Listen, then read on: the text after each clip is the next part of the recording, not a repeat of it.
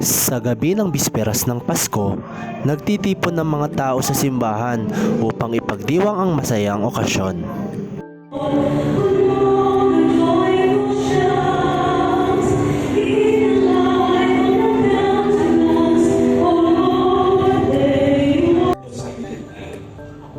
Ang original text nga ay German. Medyo yung mapansin ko habang pinagpipilitan ko siya. Alright, magandang gabi sa lahat. So ngayon ay Sunday, December 24, 2023. So tayo po ay naatasan para mag-provide ng security dito po sa Our Lady of the Holy Rosary, Barangay Lower Bigutan, Taguig City. So hindi ko na patatagalin, fast forward na yan. Ang simbahan ay pinalamutian ng magandang dekorasyon na dapat mo ring ginagawa para mapansin ka niya. Aw! Habang lumulubog ang araw at binabalot ng dilim ang paligid, ang simbahan naman ay naliliwanagan ng malambot na liwanag ng kandila na nagbibigay ng tahimik na kapaligiran. Ang tunog ng mga awit ng Pasko ay pumupuno sa hangin na inawit ng koro at kongregasyon na lumilikha ng isang pakiramdam ng pagkakaisa na hindi nyo nakamit kasi nga nagloko yung isa. Aw!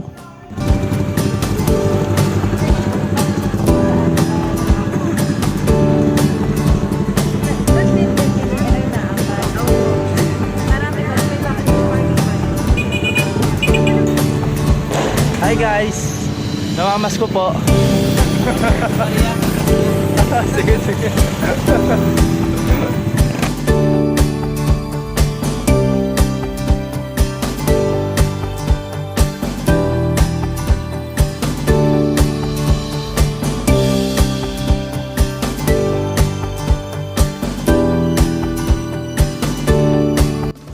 Okay, ngayong oras na to, apaw na po yung Our Lady of the Holy Rosary Parish po natin. So kung makikita po natin, lampas na po sila sa kalsada. Kaya po karami yung mga nagsisimba ngayon dito sa Our Lady of the Holy Rosary. So, yung mga pulis natin, nasa labas lang po sila. Nagbabantay para hindi po tayo masingitan ng kahit na anong krimen ngayong oras na ito. Sa sobrang dami po ng tao, natatapunan na po yung ating pulis. So, yun po yung pulis natin, natatapunan na sobrang dami ng tao ngayon. So, bantay lang po tayo dito sa tapat po ng Holy Rosary. Titingnan natin kung sino yung mga possible na maaaring ng crimes ngayong oras na to. So, sa ngayon, peaceful po. 100% peaceful. So, may pulis pa po tayo doon. Bali, kalat po kami. Ayan, so may mga pulis din po tayo. Kapag nga pala nakita niyo ang pulis, lalo na sa isang mataong lugar, huwag kayong mahihiyang lumapit at kung may katanungan ay magtanong. Tandaan po ninyo na ang presensya namin ay para po sa inyo.